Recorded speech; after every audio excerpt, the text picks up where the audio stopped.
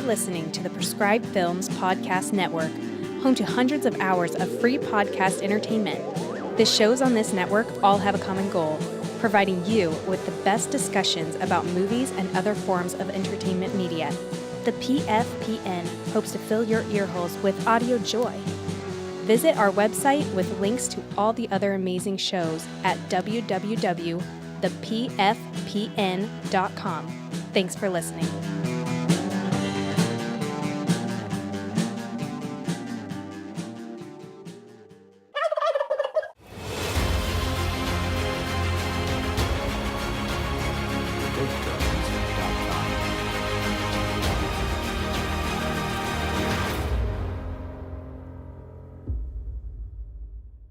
It used to be that calling a film a turkey was an insult. Nowadays, there's actually an audience for some of the worst movies ever made. Baby, you are gonna go broke showing turkeys like these. Now we're talking turkey.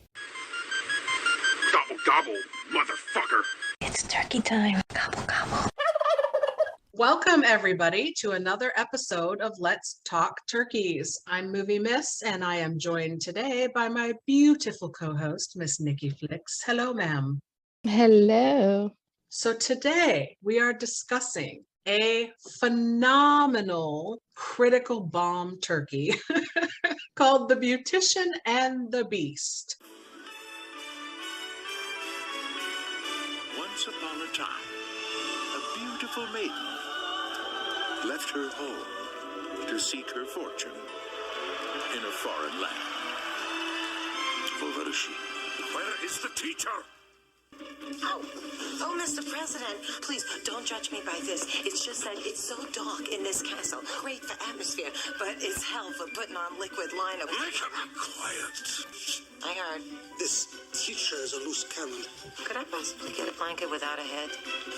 My children are growing up in a different world than me. You must help them face a new century. If you've earned 18,000 frequent flyer miles, but it takes 20,000 miles to go from Miami to Scottsdale. I thought you taught science.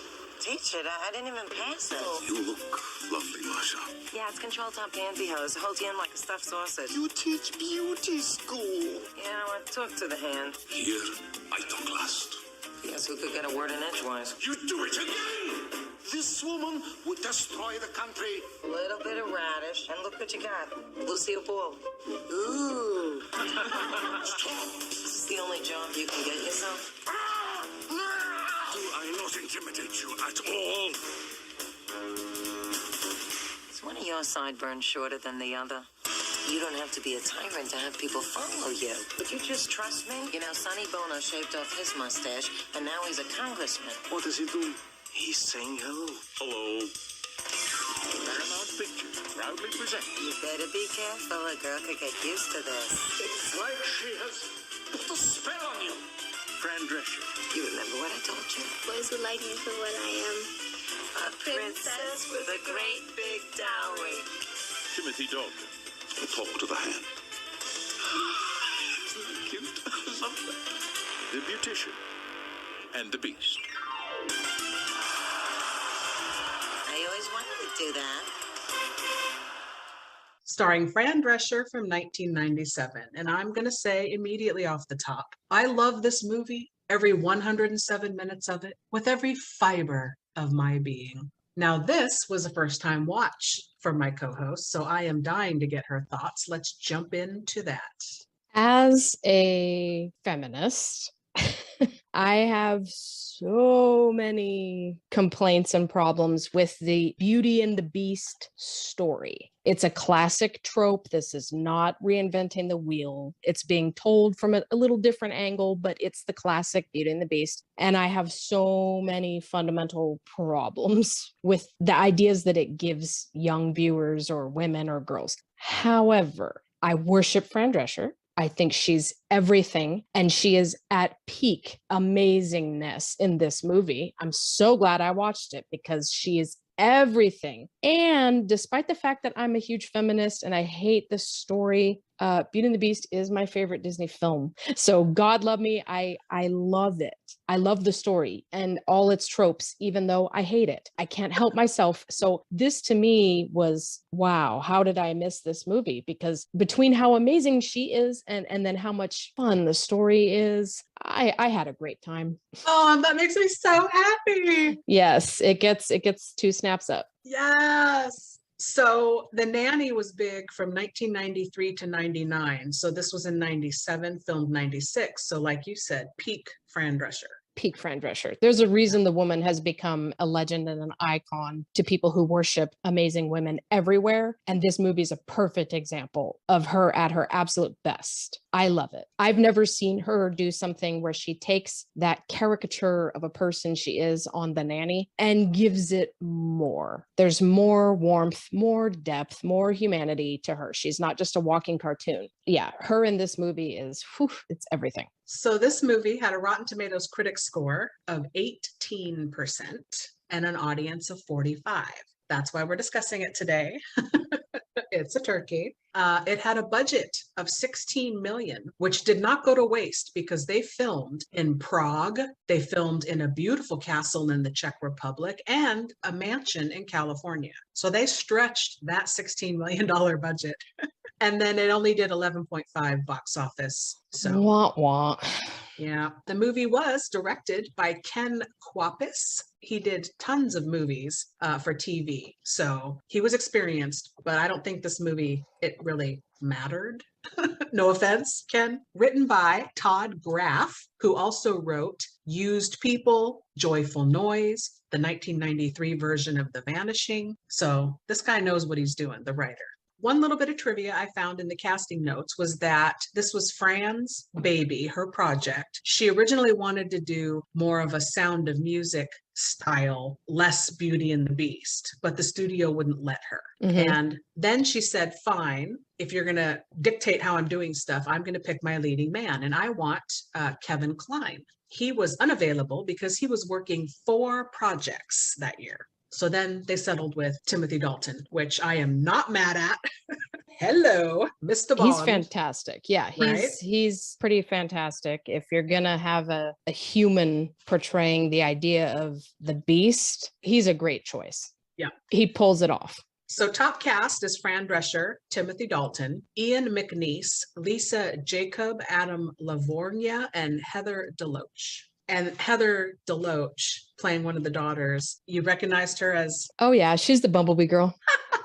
I'm a Blind Melons? 90s kid. Yeah. The Yeah. Blind Melon, yeah, no rain. The little Bumblebee girl. I recognized her immediately. So the IMDb plot, and as we discussed on a previous episode, our bubble was burst. We found out that anybody can put these in there. So I just picked the shortest one. So Okay. Tell me what you think here. A New York City cosmetologist, mistakenly thought to be a science teacher, is offered a job to teach the children of an Eastern European dictator.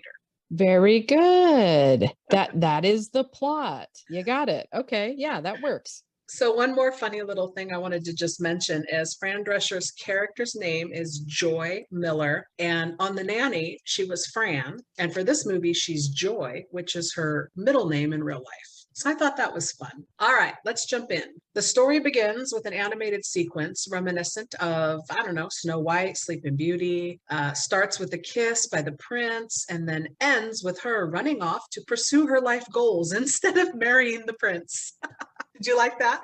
I loved that because my first concern going into this is, all the classic misogynistic tropes of the Beauty and the Beast story. So to see that right away, I was like, oh, this isn't your mom's Beauty and the Beast. I'm here for it. She's like, I have a career. I have goals. Blah, blah, blah, blah. I was like, yes, work, girl, do it. And then we cut to, that was just a dream. Joy Miller, she's waking up, waiting to start her trial interview for a job doing hair and makeup for the woman that reads the winning Powerball numbers at her local TV station in New York. And credits roll over a montage of various bits of makeup and beauty supplies, which is perfect. Now, were you expecting that girl to be done up to look just like her when they do the reveal? I loved it. I thought that was hilarious because I'm looking at her and going, I love her style, the whole 60s mod thing she has going. Like, she's such a doll. That doesn't look good on everybody, though. What she does well isn't going to work on everyone. And that's what I'm thinking. So then when she pumps out, a carbon copy of herself and it's like, ooh, on this little A blonde blonde. girl, it Yeah. does not look quite right, honey. She can't, No. not everybody can carry that look off. And that girl looks pissed. Oh, she looks so stupid. Yeah.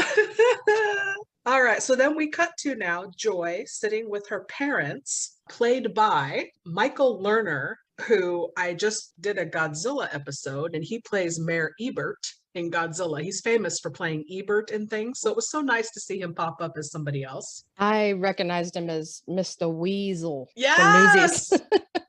So yes, I did recognize both of them. And then, yes, Miss Phyllis Newman as Judy. You recognized her as Emmy's mom from Mannequin, I'm sure. Right? Yes. Connecting the Turkeyverse. There you go. Yeah. So her parents are sitting there with her. And we learned that the TV studio was a job that she was up for but didn't get. Shocker. Her mother asks if teaching night school is really all that bad, and maybe one day she'll even have a beauty parlor of her own and a family. So she's getting that pressure from the parents, or from the mom, I should say. And Joy says to her mom she doesn't want to settle. I love it. I was going to say, I love that the mom's doing, usually when you see this kind of stuff in movies and like, people who live in like the white middle class America, you've got pressure from one parent. When are you going to get married and settle down and give me some grandkids? And then I love that the dad is like, don't listen to her. Don't worry about all that. Pursue your dreams. Do what you want to do. Like it's really cute that she gets both sides from both her parents. Well, the dad says, I followed my dream. And she goes, your dream was to open a stationery store? I love cards. Right? It's so cute. So Joy tells her mother, look, when I meet the right guy, I'll know. And it's so cute how she uses that word, uts. I'll get an uts in my stomach. Like I'll get an uts in her stomach. Yeah. So then the button on the scene cracks me up. It's like a nothing thing, but it's so funny. The little dog comes in. I guess it looks like a terrier to me. And he's got the cone of shame on. And Joy's like, oh, why does he have the cone on? Is he still biting himself? And the mom says, the vet said he's biting himself because of stress. And she picks him up. She's like, what do you have to be stressed about? And she's like yelling at the dog. Gee, I wonder. Oh my God, that makes me laugh so much. And it's so dumb. Yes. So that night at Joy's night school class, one of her students accidentally sets a wig on fire. He's smoking and he's not supposed to be smoking in class. This whole thing cracked me up because it's like the audacity of this guy. He's so sassy and he's got such a fucking attitude with her. And then she's like, that's hairspray. What are you doing? And the fucking wig is on fire. My favorite thing was when the other wigs catch on fire and somebody hits one with a broom and it goes flying across the room and lights another one on fire on the other side. It's just like this domino effect of wigs on fire. Yes. And then the whole room just goes up. Oh my God. The guy who was smoking the cigarette, he lets out this blood curdling scream right when it happens. And it made me laugh so hard. Oh my God. And then this son of a bitch who started the fire is refusing to save the animals. Yes, they're in a high school science class, so there's animals like in cages and stuff. And yeah, he doesn't want to help. Joy starts to evacuate the animals, even the snake, which she puts in her purse. And I was like freaking out when she grabbed it. So she gets all the animals in cages out as the firemen are arriving, and a photographer runs up and takes her picture. So she finds herself on the front page of the New York Post with the headline, Bugs and Bunny Barbecue, Hero Teacher Class Saves Class from Science Room Fire. That's a tongue twister. But yeah, so she finds herself referred to as a science teacher and a hero. So it's a cute picture of her. Oh yeah, Miss Thing was working the camera. So funny. Did you laugh when they're outside and the firemen come up to give her oxygen? And the one guy's like, your favorite student, he's like, I could use some oxygen. Yes. Mr. Fireman. I wanted more of the students. They were making me laugh. Then we see Joy walking down the street and she's being followed slowly by a car. We see the man inside has that newspaper with Joy on the cover. He hops out and approaches her and says he's from the country of Slovakia. He says his president, Pochenko, sent him to find the finest teacher available from the US to come and teach his children in his country about democracy and Western living. Joy is not interested at first, but her opinion changes when he tells her the job is 6 months and pays 40,000 US dollars. Yes, please. That's not a bad paycheck. Yeah, sign me up. I'll do it. And get to see another country. Like, yeah. So then we cut to Joy packing at her parents' house, but her mother is not happy she's going. And they have this bizarre exchange where her mother has her umbilical cord. I was, okay, so first of all, I was living when Miss Joy moosed Ira. That's what she'll come to call him, the president's whatever manservant, and she calls him Ira for short because his name is, I don't even remember what. And then when she mooses him, yeah, that was killing me. And then her mom's got her fucking umbilical cord. She pulls that shit out of her gold lame purse. I was like, girl. You're too attached. Yes. Ew, that's disgusting. So then we cut to a private plane landing in Slovakia. So then they drive to the castle and Ira starts asking Joy questions about her education and has no clue that Sassoon and Barbizon are cosmetology schools. Barbizon. Oh, man. Like 90s flashbacks. So he explains to Joy that the country is experiencing a bit of turmoil with the young people as we see them pass people on the street spray painting over posters of the president on the wall. And then suddenly their car gets egged by some passerbys on a motorbike. Not happy to see the president's car. I like how her and Ira are talking and then he just suddenly screams at her, don't roll down the window. And then the egg just hits it. I was like, whoa, holy shit. Okay. So people are not a fan of this president. Got it. And this is the point where I was like, interesting. I like the route they're taking with the story here. Like, this is a newly democratized Eastern European country, and she's coming in with her Western influence. Okay, like that's a twist I didn't see coming. That gives the story a little more intelligence, I think. I was pleasantly surprised. I love when he whips out a book. I don't know if this happens. I think this happens around this time. When they get out of the car, when they arrive, he says something along the lines of, there's certain situations the big-toothed American can't get you out of, and it's a Tony Robbins book. That made me laugh so hard. Oh, because he gets upset when he realizes that she's not a real quote-unquote teacher. Right. And he gets out of the car and starts hyperventilating. Yep. They decide, though, to go ahead and keep it between them that she's not a science teacher. So they're like, I know that, and you know that.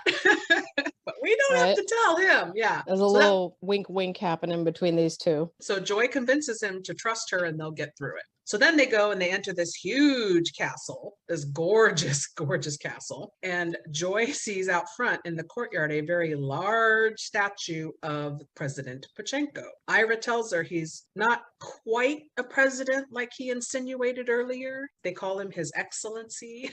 Yeah, there's definitely like, this is a former monarchy and it's a dictatorship type thing masquerading as democracy and a presidency. Yeah. This is all very confusing, which is a very relevant idea in the 90s for sure. These, Eastern European countries with former dictators trying to give a go at democracy, but not quite understanding what it should look like.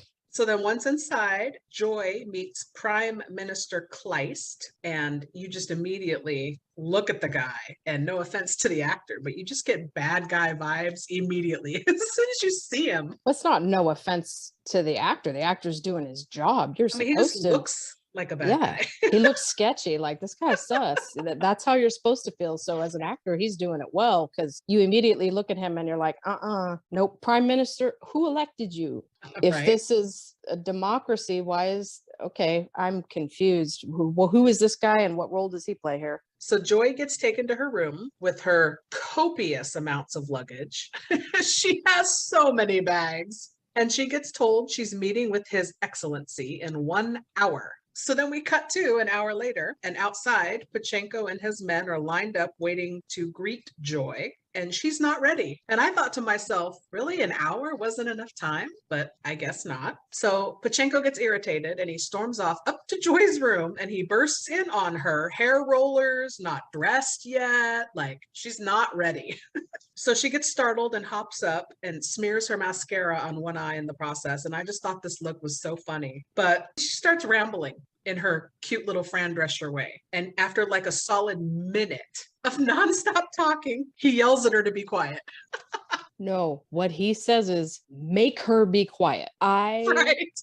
was like, what? Okay, so this is where we're going with the beast. This guy is an egocentric, on a power trip, misogynistic, hot-tempered. Oh my God, make her be quiet? Who the fuck you talking to, sir? I was like, I want to slap the shit out of this guy instantly. And he looks a hot mess. Fucking his hair. He looks like he just like runs some like egg yolks through it and takes out his aggression on it. I don't know what the fuck is happening with this man, but for him to, he's not even telling her, hey, could you stop talking? Make her be quiet. Yeah. Ooh, I don't like this guy and I don't like the way he does things.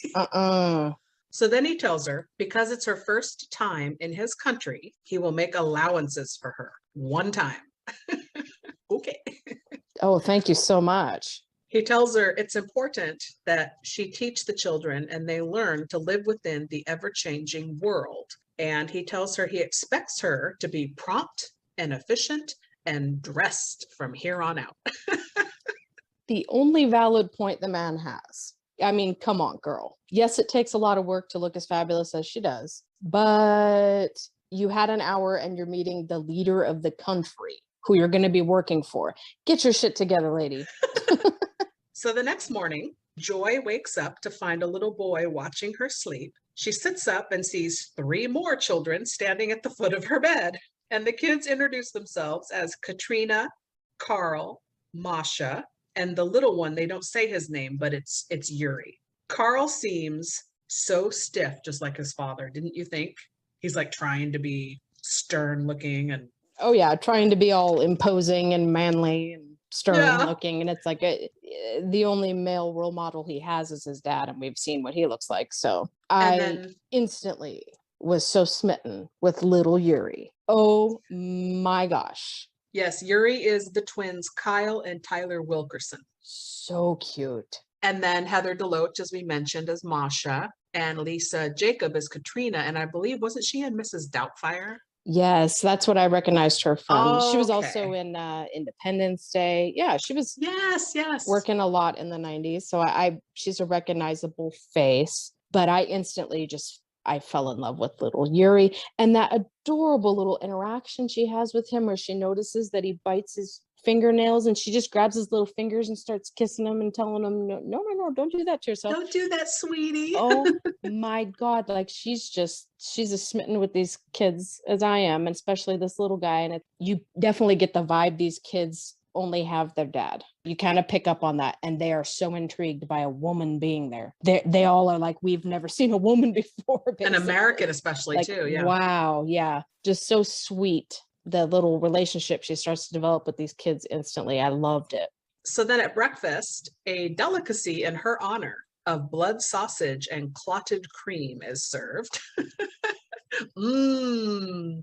I've heard tale of blood sausage from my husband who grew up with a side of the family that's straight out of the UK. No, thank you, thanks. Sir. Gross. So the children and Joy are all sitting at one end of this extremely exaggeratedly long dining room table. And then Pachenko enters saying that he's too busy to join them for breakfast. Now, on his way out, Joy just starts talking and starts telling a story about how some of her best memories are around the breakfast table with her father. And she mentions this really funny bit about how he used to make his belly button talk. Just so random and cute. Pachenko decides to go ahead and stay for breakfast, but he sits down at the far end of that table where nobody can hardly hear him or see him. And Joy just says, come on, kids, grab your stuff. We're going to go down to the other end and sit with your father. And he goes, what are you doing? She goes, no, it's just as easy to move 5 people as it is to move 1. Yeah, don't come to us. We'll come to you. All her little subtle shit that she says to him, but it's funny, but it's a point also. Like, yep. Later in class, Joy reads from a world history book that says His Excellency President for Life Pachenko coordinated 91's Operation Desert Storm.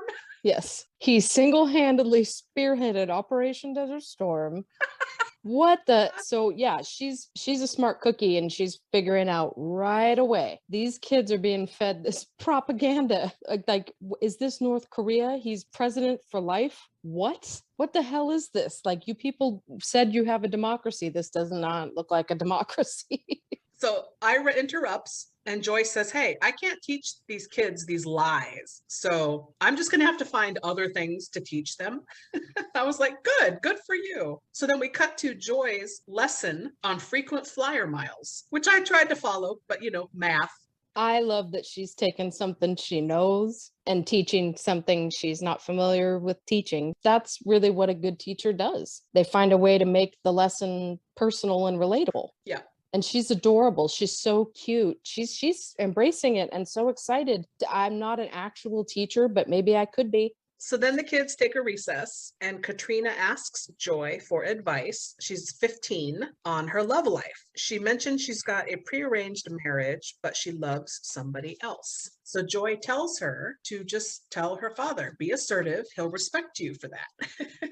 Go ahead and tell him. I love that the poor girl thinks having sex is dating. I want to hold hands and go have ice cream and go to the movies. Like, she thinks all of that is having sex. That's adorable. And then Joy realizing immediately, like, oh, honey child, like, this girl's so misinformed. And at first I was going, don't fill her head with a bunch of ideas. You've seen what her father's like. And she doesn't. And I was like, there's just a level of intelligence happening that I wasn't quite expecting with this movie. I thought it was going to be kind of dumb. Yeah. And I like that she does the right thing and tells the girl, why don't you just talk to your father about it instead of filling her head with a bunch of ideas, because that's not her place to do that. So I like that. I was like, she's really smart. I'm definitely Team Joy at this point. So then next we see Katrina heading to her father's office, and then we just hear him yelling Joy's name because clearly Katrina started to talk to him and said, Joy said I should talk to you. We can assume that's what happened. So then we cut to a fencing lesson with Pachenko, and he's fencing with some people, and Joy is sitting there and the president yells at her, telling her she needs to stick to teaching the children and stop filling their heads with ideas about boys. Now, to touch on what you just said 2 seconds ago,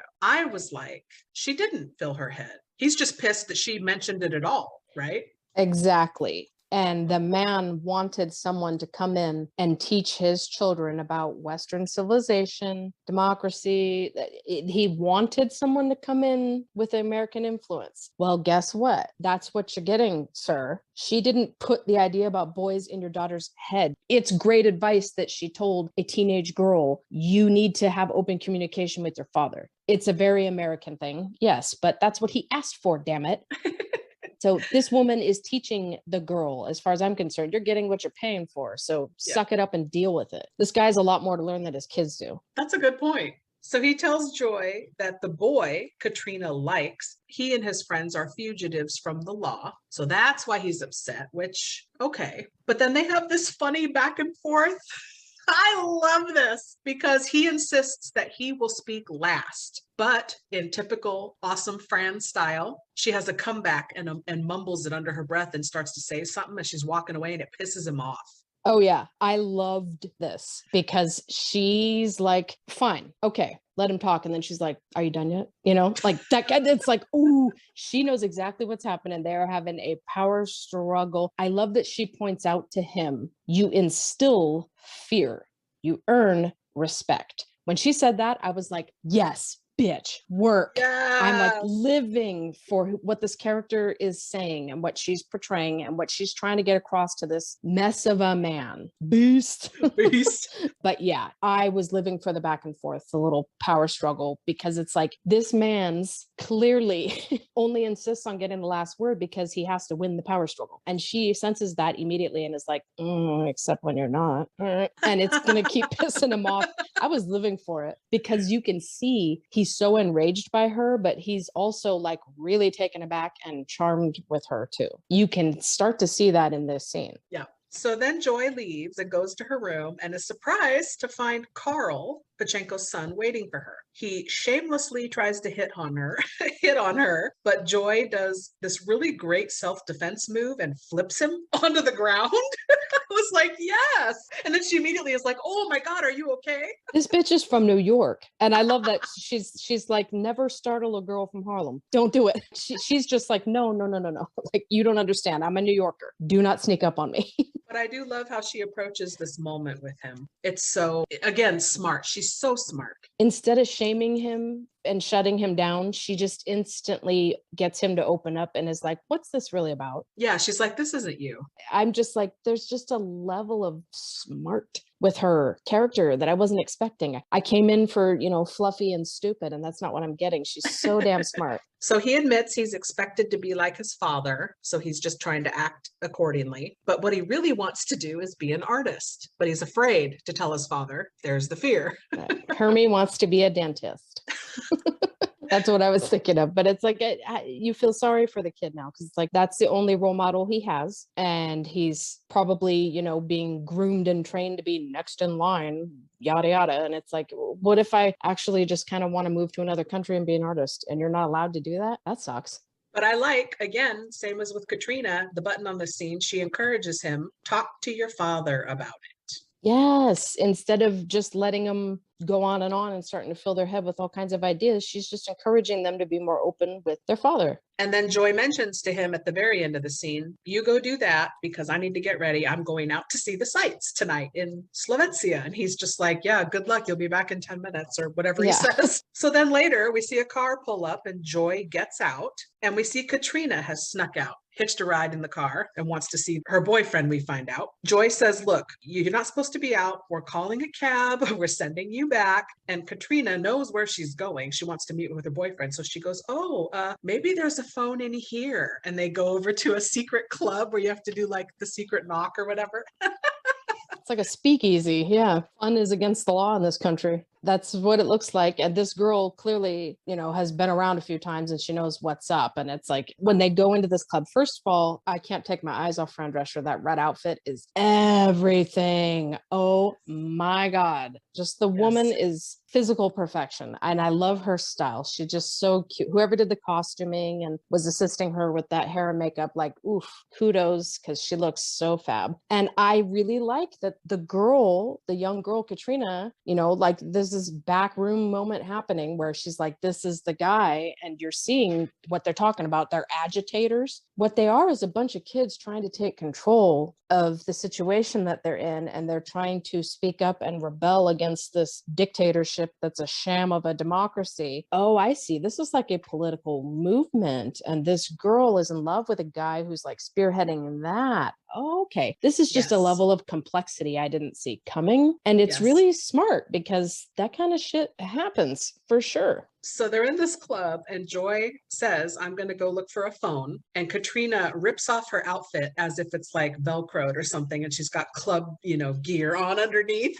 Full on. Yeah. Janie sneaking out of the house. Girls just want to have fun vibes with that. She's so prepped. She's so used to having to hide what she really wants to wear and who she really is. So she meets with her boyfriend and he's, like you said, talking to a room full of the people and they're deciding they need to stand up to Pachenko and their government. And Joy, when Joy comes back, this is just funny to me. It's so stupid, but I'm going to say it. So when Joy goes to look for a phone, there's like a line in the to the bathroom. And I guess in most clubs, there'd be like a payphone back by the bathroom in the 90s. So as she's walking past everybody, she's like, don't worry, ladies, I'm not cutting the line. Like, I wonder how many of them actually understood what she was saying.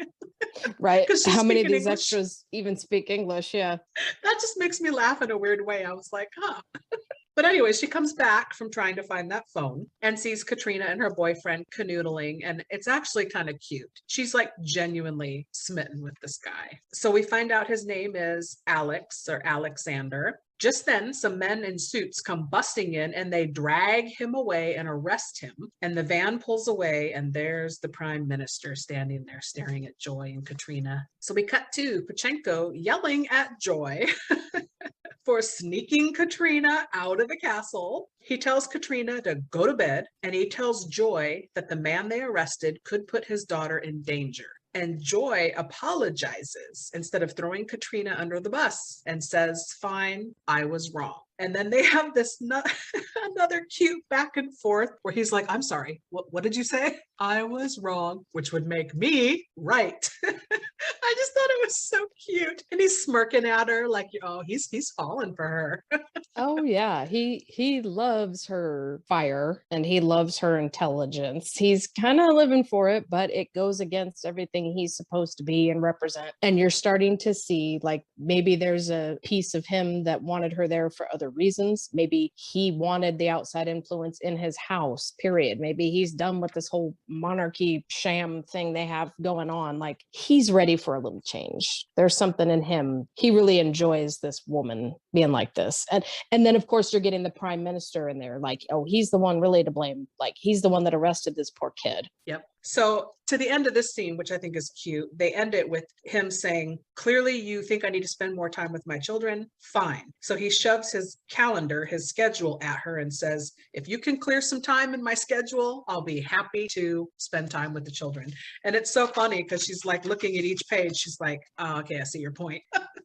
Yeah, perhaps what this guy needs is to restructure his government so that he's not the only person handling everything all the time. So he really does want things to change. You're starting to see that. And I like how he instantly is like, you think I should spend more time with my kids? Okay, I'll take your word for it. Yeah. So then we cut to class where Joy is showing slides of people in history to the children. And then they get interrupted with a surprise visit by Pachenko, who wants to know what Joy is teaching them. So the slideshow, I think it was a picture of Newt Gingrich pops up. Yes. And she's like, I think it's the kid from 8 is Enough all grown up.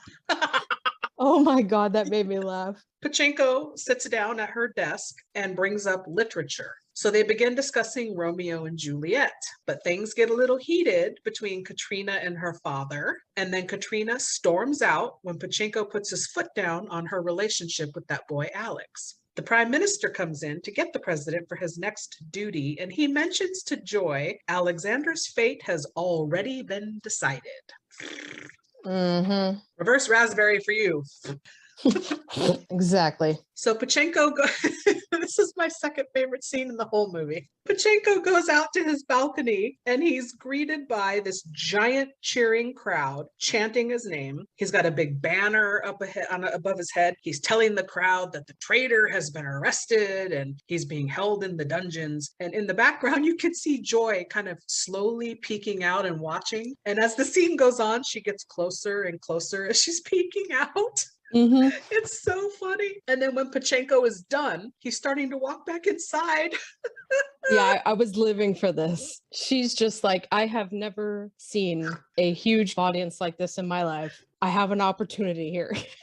Gonna live out one of my fantasies. I love it so much. Okay, your movie miss is laughing so hard she cannot speak. So I'll have to explain this part. The bitch just walks right up to the microphone, says nothing, looks around at the crowd, throws up her hands, and just strikes the pose. The bitch looks like a Vita, and the whole crowd just goes nuts. And she just has her hands up and she's just sitting there with the biggest shit-eating grin on her face. It is so funny. And then just hands down, the crowd stops and she's like, I always wanted to do that. Like, what and woman? The look on his face. Yes, the look on his face is everything. But sincerely, what woman wouldn't be like, ooh, girl, I'm gonna get my Vita life right now. I'm gonna live the fantasy and do it. Like, this is my moment to try it. See if it works. Throw the hands up. Yeah. That is the best.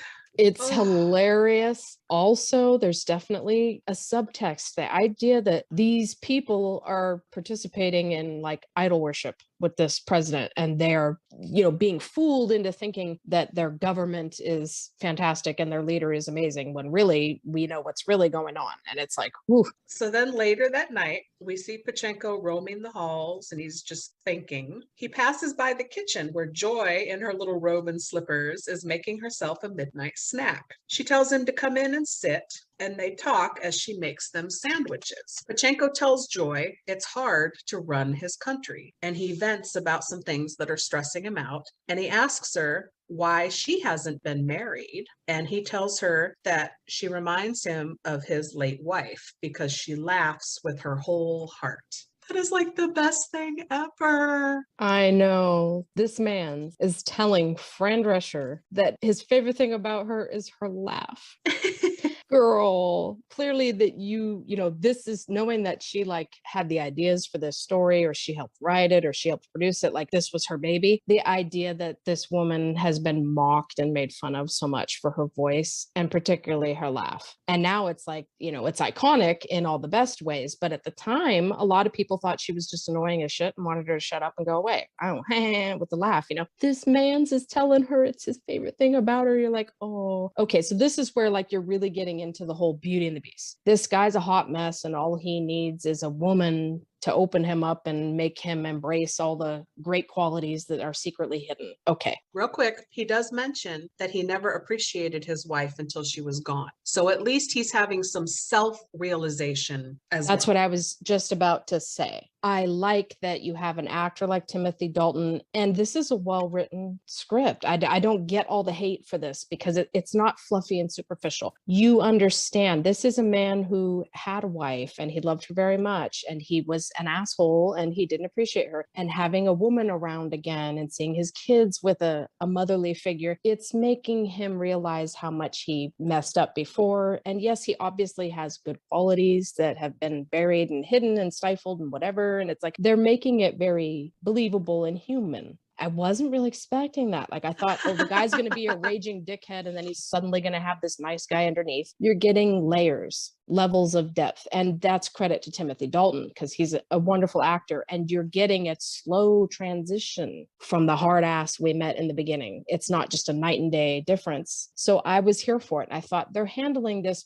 problematic storyline of Beauty and the Beast. They're handling it very nicely. They're giving it a lot of layers, and I appreciate it. You can see the chemistry developing between these two as well. And it's like a slow burn. It's slowly building. It's not just like sudden thing that gets turned on. Like you can see it happening. It's adorable. It feels like you're watching two people fall for each other. And the cute little thing about the mayonnaise. She tries to hide the mayonnaise from him because he's entering those heart attack years.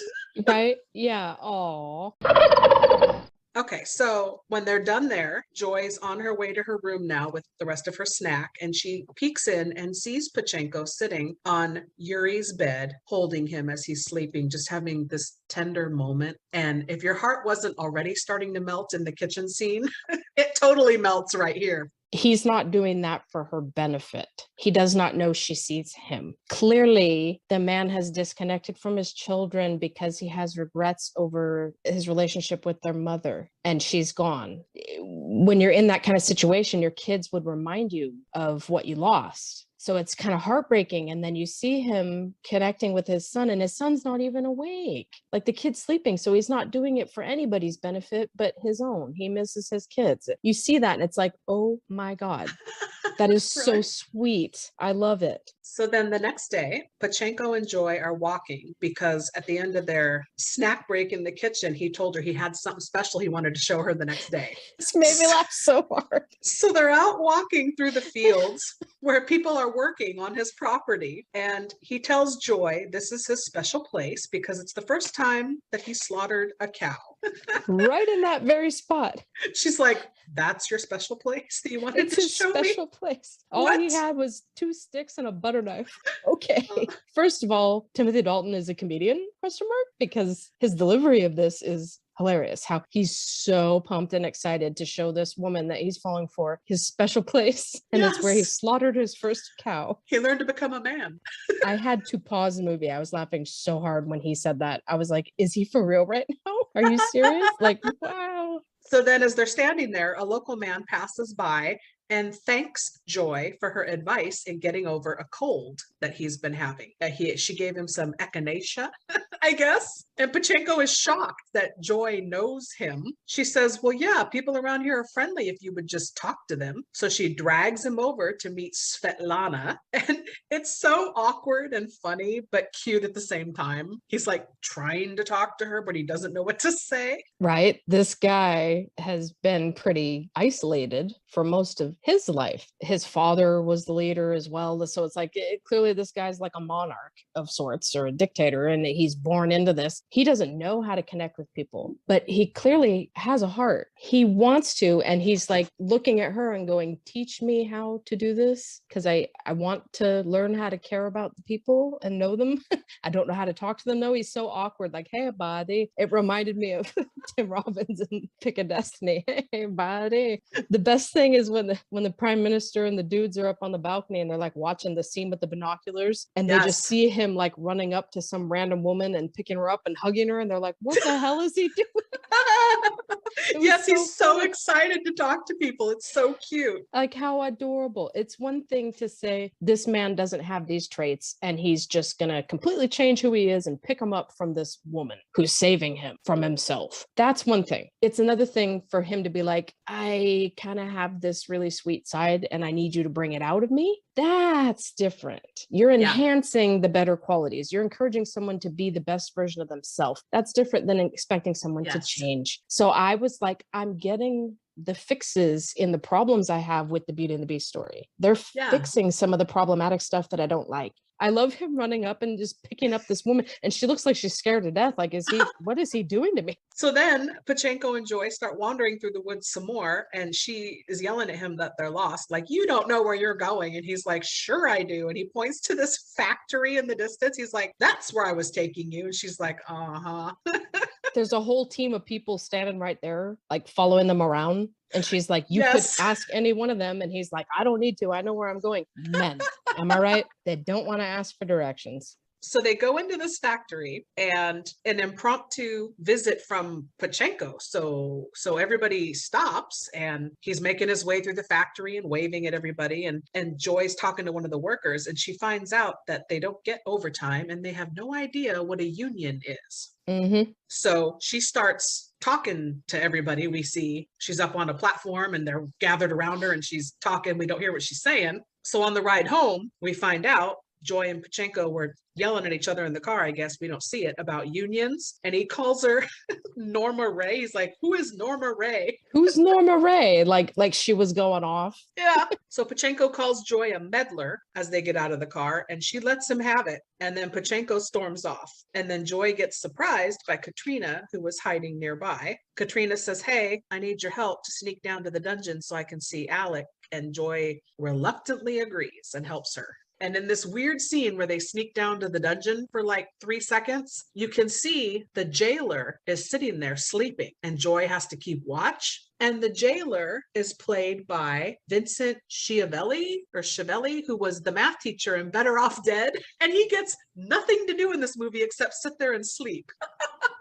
This is the subway guy from Ghost. That's what I'll always remember in most of it. Yes, he's the math teacher who needed to date Beth. What? Why is he? There must be something that's cut. He must have had a scene, had lines, and they cut it out. It's weird because you recognize him so instantly and you're like, the hell's he doing there? Yeah. Wasted. That's what. At least he got paid. Oh, and I forgot to mention also that Alec is Timothy Dowling, also doing a good job, but at the moment behind bars. So Katrina sneaks down to see him. And then later, the prime minister shows the president some American newspapers running stories of the factory workers going on strike. And he says Joy is a loose cannon. But I like that Pachenko comes to her defense and tells him he's overreacting. Because he realized, like, the people, I never think about the people working in these factories. It's starting to click in his head. Why was I so concerned with bringing influence from Western civilization here? Maybe it's because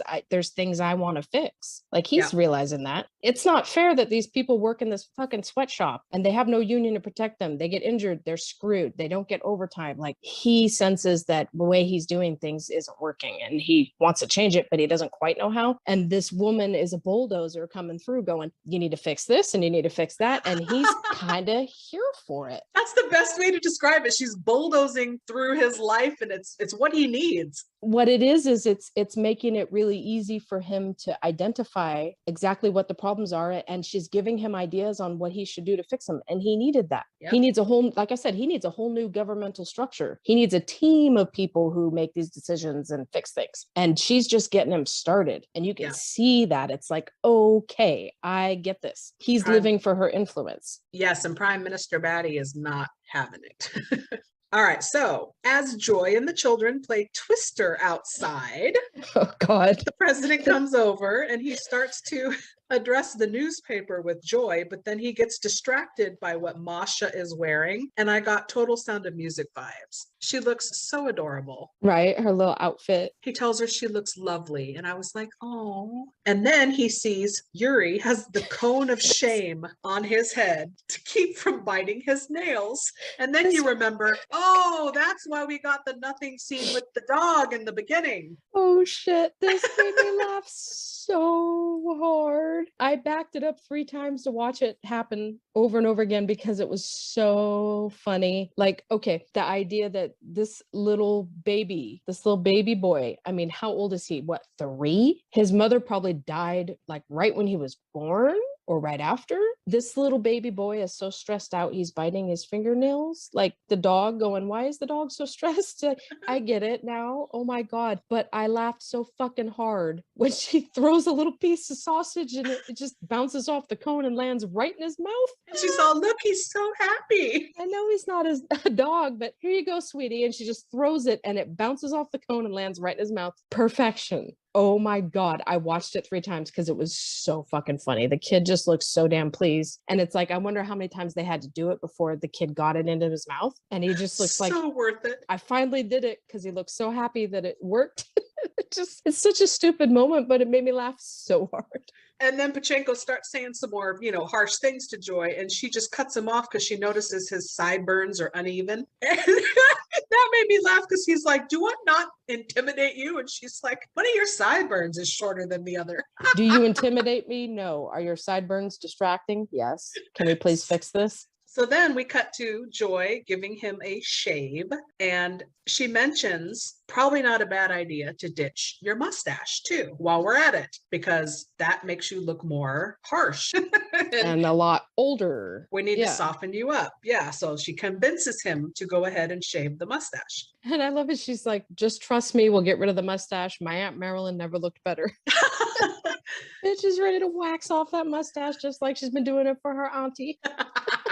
As she's shaving, they're talking about how the upcoming summit with the foreign dignitaries is stressing him out. And she says, I really think it's a mistake. If you want to come across civilized, you should throw a party instead.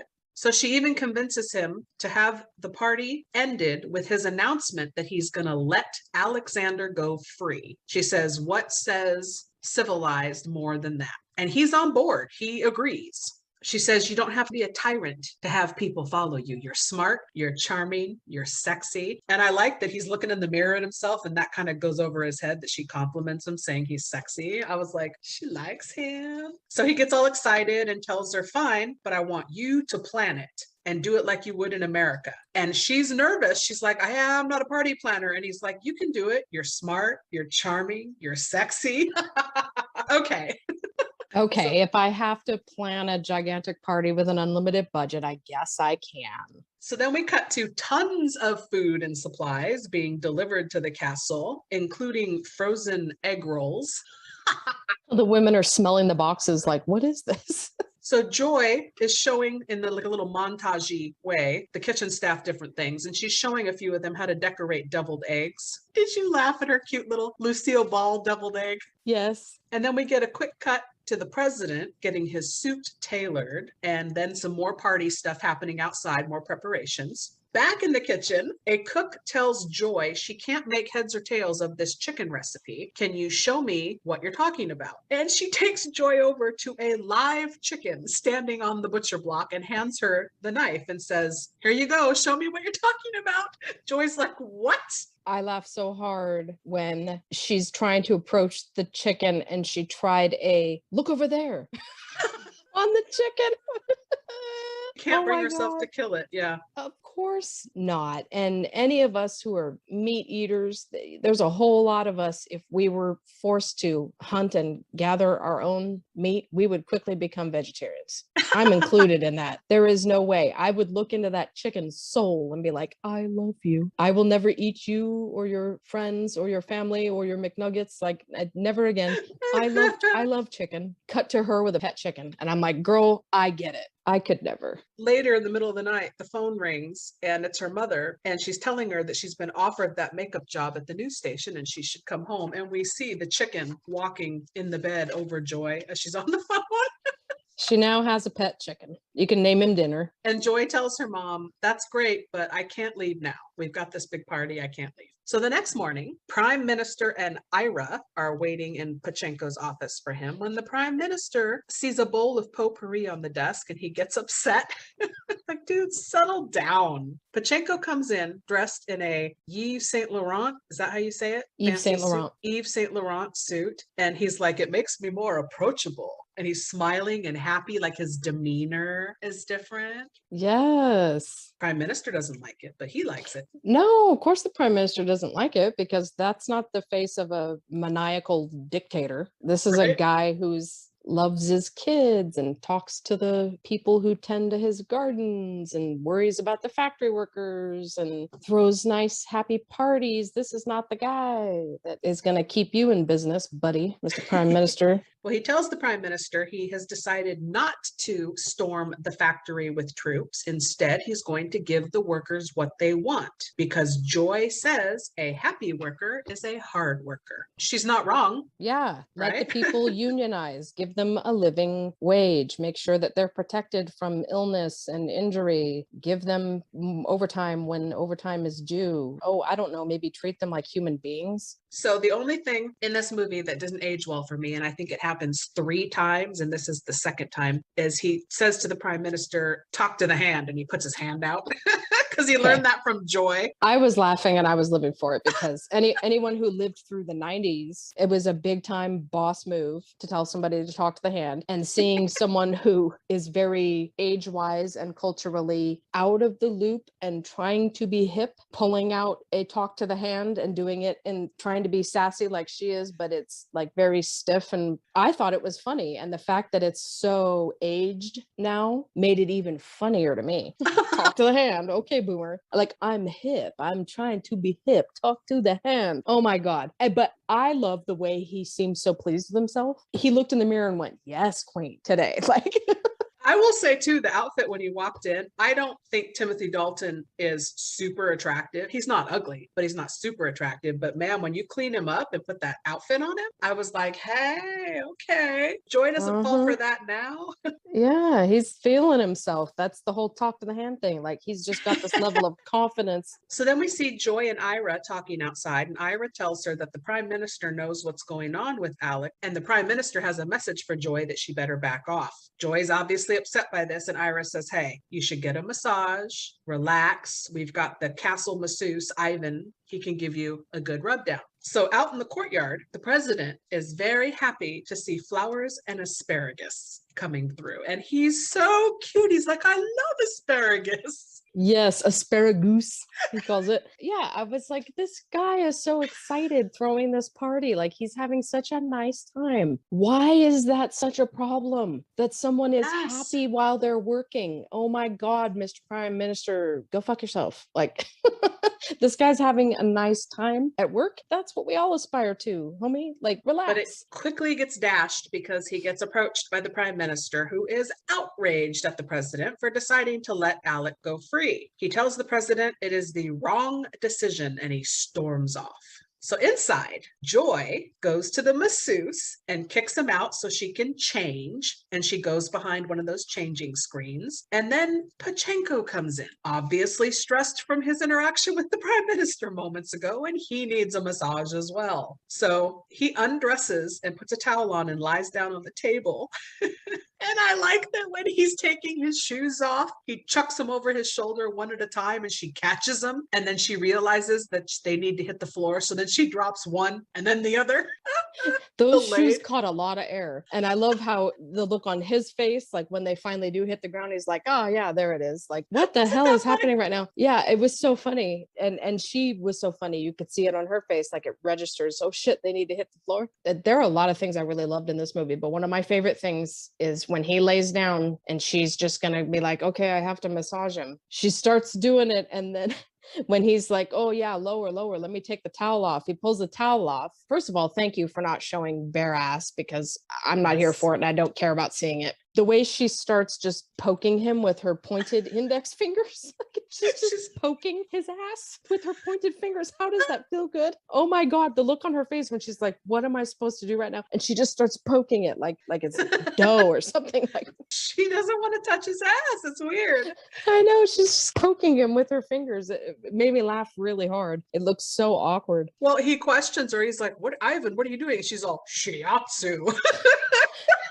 Fran Drescher trying to do a deep man's voice. So funny. Oh, so funny. As Joy's massaging him, he relaxes and he starts to confess that even though Joy annoys him, he does have feelings for her. And the only thing in this movie, the hand thing didn't age well to me. And then this thing I hated. Other than that, this movie is a masterpiece. I hated that he uses the same word she used, that he gets an uts in his stomach. How would he know that word? I was like, come on. He should have said something else and it would have been perfection. Maybe he heard her say it. I don't know. I don't quite get it either. It's like, culturally, there's no reason for this man to be using that. That doesn't quite track. But they're trying to get the point across that, you know, that there are two peas in a pod and he understands her. And the way she described wanting to feel is exactly how he's feeling. So he has to use the same language as her. Eye roll. It's a little bit like a Hallmark movie when it's like, really? That's why I hated it. Cheese on pretty thick here. Yeah. But I forgave it instantly because the look on her face when it registers to her that she's feeling like that about him, and now he's saying he feels that way about her, she just looks like she's over the moon excited about it, and it's adorable. Yes. So she runs out of the room, excited, leaving Pachenko, of course, to think he was talking to Ivan. And in her room, you just see her laying on her bed there, reveling, knowing that he feels the same way about her. And that's what I'm saying. You just are madly in love with it. When you see her sitting there feeling that happy, I didn't even give a shit that it didn't make sense with the way he said it. I was just like, oh. And then I was like, are we really going to get like full Beauty and the Beast mode here? Oh, yes. Ira shows up with her ball gown and some crown jewels to make it complete. So then outside, Pachenko's in the courtyard, and here comes Joy in this magnificent moment at the top of the stairs, looking stunning. Oh my God. Girl, here's your bonus for planning this party, because that was not part of your job description. You get this dress. Honey. Oh my God. That thing is tailor-made for this woman, for her complexion. The color is beautiful. Whoever made that dress, oh my God, good job. She looks snatched in it. Oh my God, her tiny little waist, and then the hair and makeup and the jewels and the crown, and just, oh my God, yes. And she fills the dress like it's a flattering strapless, but it's not gratuitous. This is still a family film. She looks stunning, but not trashy. She is wearing the dress. It is not wearing her. Okay, like the little girl in me that, despite being a feminist, lives for Beauty and the Beast, and I want to see Belle in her beautiful gold gown. There it is. It's like, okay, yep, loving it. When I die, I want to come back looking like that. Right? I know. So she decides, after she comes down, to come clean, and she wants to tell Pachenko that she's not a real teacher, a science teacher, and she only has the beauty license. I absolutely adore his response to her. He tells her that basically she's a wonderful teacher and he's thrilled with her impact on his children. I mean, the guy she met at the very beginning would have screamed at her. Right. The fact that it's not all along, you've seen hints that this is the person he really is. So it's not like ridiculous that he would be saying something like that. He clearly does love his children. He wanted someone to come in and help him with them. Like, I need a new wife. I need a mother for my kids. That's what he really wanted, like deep down. And You could see that. I love that because she tells him that. And he's like, you may not have the right degree, but from what I've seen, you are a teacher and you're a damn good one, period. Yes. I was so excited because I'm like, she really is. She has the heart of a teacher. She's finding herself. She had no idea she had this in her. So I like too that to just sweeten this moment, he asks her to dance and she's like, I'm not really a dancer. He's like, just follow me. And there's no music. How romantic is that?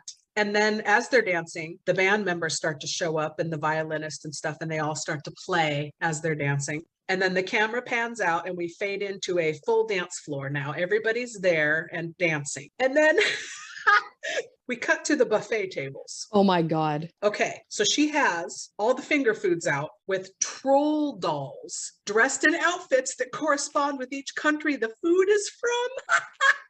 Oh my God. And little flags from the country in all the little finger foods. That made me laugh so hard. She's got the little flag showing which country, and she's got the American foods, the little burgers and fries, and Pigs in the Blanket was the oh my other God. US. Okay, so France, So funny. she had cheese, bits of cheese just on a stick. French. And then the Israeli doll with little bagels and lox, like oh my God, it was so good. Yes, because you're like, there's totally a side of this woman that has never been to a party like this. Look where she lives. She lives with mom and dad. Like, look at the. That's bringing the New York realness back to it, though. Yeah, she's not the most high class. So it's like, let's bring it back down to earth. Burgers and fries and troll dolls on the buffet table. So good.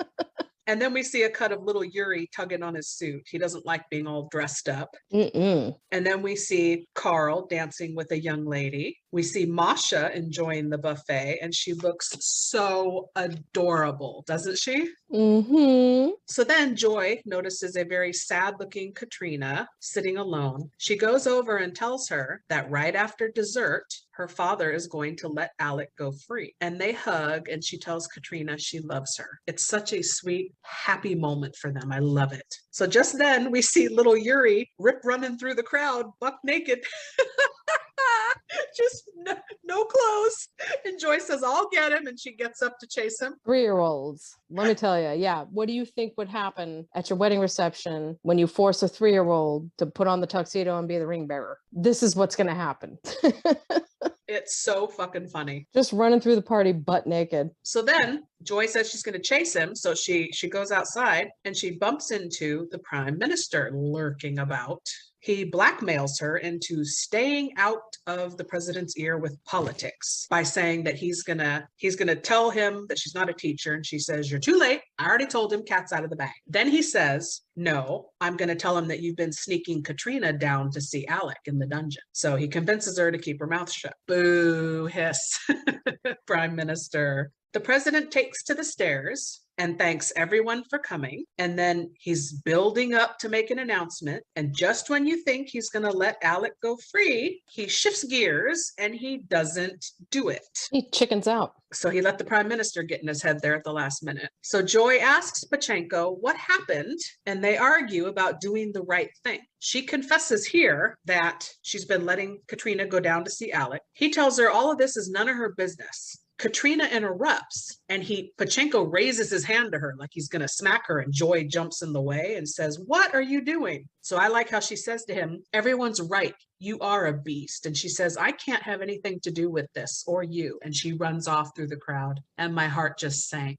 Yes, though I'm living for it because it's like he can't do a complete 180. The person we saw in the beginning is still there, and change takes time. It's a process. He's slipping into old behavior patterns. He saw this huge crowd and he got scared. He's doing too much. He's changing too much. It wasn't the prime minister. He decided not to let the kid go. That was his decision. And then the old me would haul off and smack my kid for not listening, for not obeying me. Like, change takes time. This guy's falling back into old behavior patterns. And I love that she's not going to stand for it. She removes herself and says, I don't have to put up with your shit anymore. And she leaves. That is something the traditional Beauty and Beauty and the Beast maybe doesn't have the gall to do, but she does. Miss Joy does. She's like, fuck you. You're still an asshole and no thanks. So the next day, we see Joy packing in her room. She's saying her goodbyes to Ira and the children. Carl gifts her a painting that he made of her.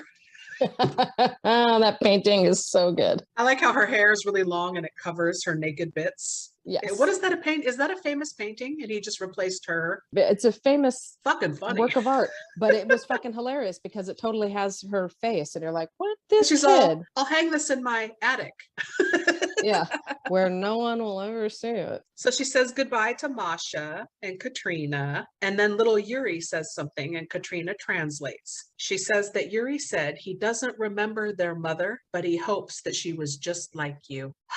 Cue the tears. That's what I'm saying. This little baby boy who has behavioral problems, and his mother probably died right after he was born or while he was being born. Oh my God, just rips your heart out.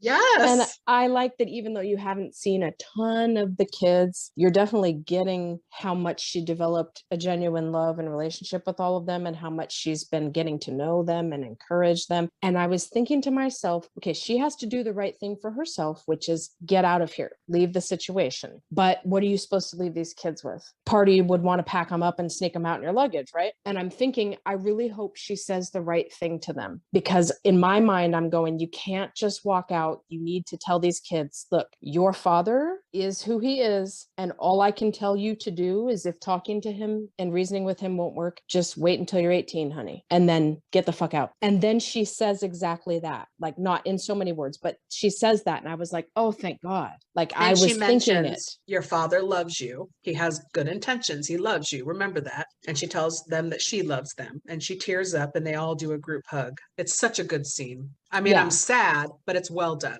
I was so happy, though, that exactly what I was thinking was exactly what came out of her mouth. Don't disrespect your father. He does love you. But when you're 18, if he's not going to let you be who you want to be, go, get out. I was like, thank you. Yes, that's the best advice she could give these poor kids. So Ira gives Joy some flowers, and he's going to give her the rest of her pay. And I like that she hesitates for a minute, and she's like, you could tell him to take his money. Oh, wait a minute. What am I saying? Like, she earned it, right? Take that cash, honey. Get the hell out. Take your pet chicken, take that money, and go. Did you love that she cut a hole in the suitcase so the chicken's head could be out? He needs fresh air. Oh my God, I love it. She needs fresh air, I should say. So she leaves, chicken and all, as Pachenko watches her drive away from a window up above. We fade to Joy arriving home in New York, and then we cut back to Pachenko in Yuri's room, tucking him in. And he's clearly thinking about Joy, because earlier in the movie, in one of the classroom scenes, they were making arts and crafts projects. And he stops in Yuri's room, and he's looking at one of the little arts and crafts projects they did, which was a gluing shells on a tissue box, like making an ornate tissue box, which I guess I did that when I was in, kindergarten. Yeah. But there's a cute one sitting in Yuri's room. So he's looking at that and he's thinking about Joy. And it's like, you love her. You know you do. So the next day, the president is walking around the grounds, and he comes across the gentleman who had the cold earlier, and he asks him how he's feeling. And I was just like, he's there. The man is there. He's in you. You are a sweet, caring person. Yep. He just got scared and fell into bad habits. He needs to be courageous enough to put his foot down and be who he wants to be. So then later now, we see the prime minister forging the president's signature on a decree to abolish the strike. And Ira tries to call him on it when the prime minister tells him Pachenko has been like a zombie for weeks now. So that's where we know right away it's been several weeks. So he's had time to stew on everything. So the president busts in and catches the prime minister. And of course, he blames everything on Joy, but the president has the prime minister arrested for treason. And I like how he says, this is my favorite thing in the whole movie. It's so stupid. The prime minister tells him he's not a man of action. So he has him arrested and then says, how's that for action? And Ira goes, I was riveted. I was riveted.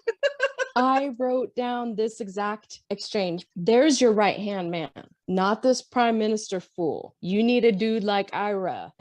Yes. I love it. He's like, I was riveted. It's so fast, but It's hysterical. There you go. You know what? Use your position of authority to do the right thing and shut down people who aren't going to. And then you need to look to people like Ira. You need to surround yourself, form a new government, buddy. You have the power to do it. You can do anything you want. That's where this guy's going. And he's taking the first step by arresting this asshole. You're the one that belongs in the jail cell, not that kid who's, rebelling against what we're doing because it's wrong. So now back in New York, Joy comes home from work to a surprise birthday party. Her parents gift her a membership to Blockbuster Video. Remember those, kids?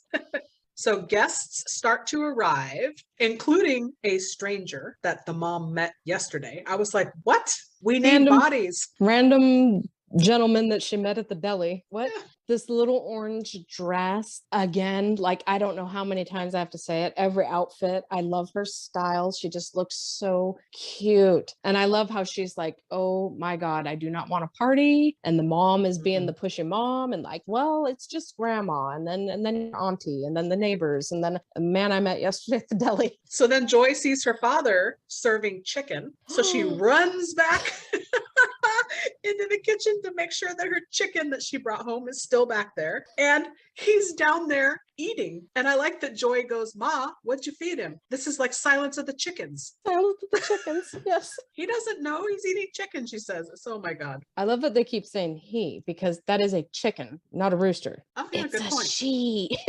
Good point. But yes, I love that because I was like, oh my God, it's chicken cannibalism. And then when she said it's the Silence of the Chickens. So just then, Joy's father interrupts and says a special guest has arrived. He made them promise not to tell Joy that he was coming, and Joy looks so excited when the mother says, he told them that letting you go was the biggest mistake of his life. She runs to the front door, opens it as the music swells, and it's Denny Kupperman from junior high. What? This was my favorite thing in the entire fucking movie. It is so random. It is so bizarre. This guy's big claim to fame in his life is that he once wrote and put on a musical based on Rosemary's Baby. What? Where the hell did that come from? What the fuck is going on? And then when he throws out the line and starts singing from it, like they put this musical on in junior high and bitch was in it and she remembers the lyrics. Like I she's love mad. you, Ro. Don't keep me waiting. This embryo belongs to Satan. I'll take 2 tickets in the front row, please. That's everything. But what the fuck? Whose brain did that come out of? It's hysterical. I would go to that show. This fool put on a musical based on Rosemary's Baby when he was in junior high. Whoever had that idea, oh my God, that's comedy gold. So again, we get another sweet moment of Joy's father proving that he knows her well. He gives her a couple bucks, slips it in her hand and says, we need some ice. Why don't you go get some ice so that she can slip out of the party and have a moment. Daddy knows his little girl. So Joy sits down on the front stoop and starts to cry when all of a sudden that cute little decorated tissue box from Yuri's bedroom comes into frame and she takes a tissue. And then we see that Pachenko is standing there looking extremely dapper, I will say. And he tells Joy that he couldn't stay away. He released Alec and he has decided to have free elections in the springtime. He says he loves her and he can't live another day without her. They kiss and we get music swell and a long shot of them on this beautiful street, just kissing. Fade to black, roll credits. And I can't stop smiling when that happens for the next hour after I watch this, I'm smiling because of that ending. Yep. I loved it. I loved it. I was like, I really didn't want to like this movie. I seriously, because I'm like, I have such strong opinions about relationships between men and women and how there's always an imbalance and the idea of Beauty and the Beast syndrome, or that you can change who someone is to fit your mold, or you're going to save someone from themselves. It's all such toxic stuff. But God help me, I loved this movie so much. I was so happy. It made me feel so good. All right, so let's cut to 3 questions. Mm-hmm. Number 1. So knowing that that's how the movie ends, what happens next? Does Joy go back to Slovakia? Do they get married? What happens next? Oh yeah, they're going back to his country. They are definitely getting married. She is becoming the mother of those children, and she will be right by his side as the country transitions into a real democracy. I would like them to have a baby of their own. Maybe Maybe a beauty school in baby. Slovetia, you think? Or she wanted to own her own beauty parlor. And then last, of course, the chicken will get to live his best life. She'll see to that. Yes, of course. Happy ending for the chicken. That's right. All right, question 2. Would you recast anybody, most specifically Pachenko? Because No. we'd heard rumor that Kevin Kline might have done it first. How do you think No. No? I loved Timothy Dalton. Did you like their chemistry? I thought they had chemistry off the charts. Like, Agreed. I don't know what the situation is in their personal lives, whether they're genuinely attracted and interested in each other at this point in time, but there's definite magic and chemistry between these two. It is insanely palpable. And he plays the character so well. That's part of what made it work for me. A lesser actor or the wrong actor, I wouldn't believe the transition from one to the other, that he's got this sweet, sensitive side. And there's so much emotional depth and heft, but also the scariness and the seriousness. Timothy Dalton played the part perfectly. I don't know why he didn't get better recognition. I thought this was a fantastic performance. Would you have been happier with Kevin Kline or with somebody else? Honestly, even though I love him in romantic comedies, and like Dave is one of my favorite movies of his, but I would not want him for this role. No. Yeah, I think it's perfect casting. 100% agree. And question 3, do you think now, since you've seen this version and telling of this kind of typical Disney fairy tale, do you think we could use a few more whimsical stories about more middle-aged women in this scenario? Because I don't know about you, but I'm getting tired of the 20-year-old Cinderella reboot every 2 years.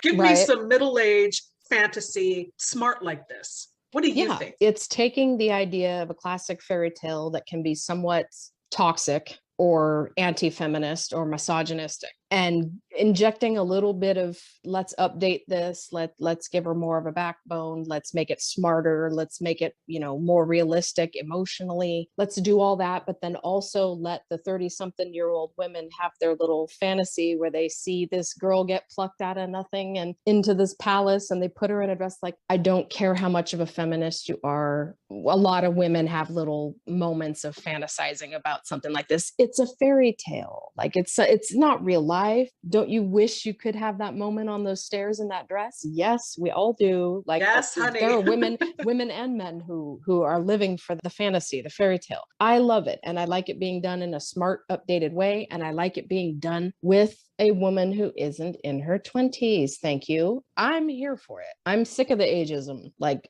no. Yeah, I liked it. I'm curious to see, if anyone else kind of picks up the mantle. I know we're getting a new live action-ish Little Mermaid ? At some point in the future. And another Cinderella. Another Cinderella. Does that really need to be done again? It's been done so many times. That's what I'm saying. How about something fresh and different and new? Yes, and I feel like they need to see about Todd Graff, who wrote this. Are you available, buddy? Because we need some more. There you go. Yeah. Another great example of this, and I would put it right up there, is the film Ever After with Drew Barrymore. The telling of the Cinderella story in a fresher and more realistic way. This movie, to me, does the same thing that movie does. Takes the old idea and makes it fresher and more realistic. Let's start doing that with these classic Disney fairy tales. I'm here for it. Somebody employ Nikki Flicks to get these movies made. Are you listening, Hollywood? Do it. So for anybody interested in checking out The Beautician and the Beast, it is currently, at the time of this recording, available for pay on Amazon Prime and free on Pluto TV. So check it out. I want to thank my co-host for joining me, Miss Nikki Flicks, and we want to thank all of you listeners, and we appreciate your support. Please check us out on our socials. We'd like to have some conversations with you about these bad movies. Maybe give us some suggestions of what you'd like to hear us cover. So on that note, I guess we'll see you all next time. Goodbye. Hit me up if you're interested in co-writing a Rosemary's Baby musical. And why haven't you been married? That sounds as if I've never been asked. But you mean your parents allowed you to refuse? You know, in our country, we decide who we're going to marry. I decided on John Kennedy Jr., and while he's in denial, I'm going to travel.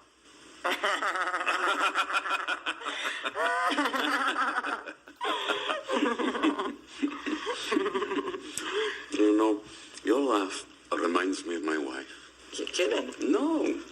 She laughed with her whole heart. Just like you.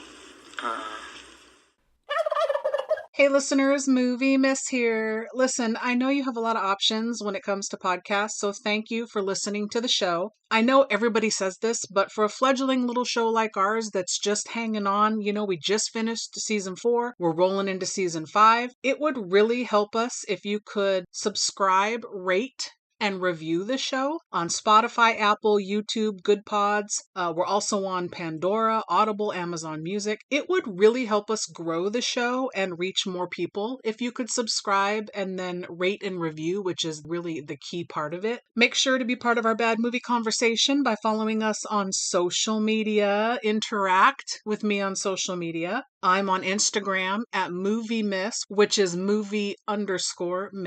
The show is on Instagram at Let's Talk Turkeys. Also on Blue Sky at Let's Talk Turkeys and Facebook. We're on X. I'm honestly not sure how much longer I'm going to have the show on there, but currently the handle is at Gobble Podcast. Get it? Gobble, 'cause like a turkey. You can also chat with like-minded bad movie lovers in our Facebook discussion group. And like I mentioned, we're rolling into season 5. It is 2025. The show, it's been a wild ride, still going strong. So if you have a movie that you would like to hear covered on the show, let me know by emailing direct at letstalkturkeys, all one word, at yahoo.com. Also, hit me up on socials if you want to be a guest on the show. Always looking for guests. I can assign you a movie, something we think is fun, or you can bring a movie that you think is a bad movie if it has a low Rotten Tomatoes score, or you just really don't like the movie, but you like to talk about it. That's half the fun, I think. Again, this goes without saying, but I'm going to say it. Without you, the show wouldn't still be kicking around. So thank you so much for hanging in there with us. I'll be back.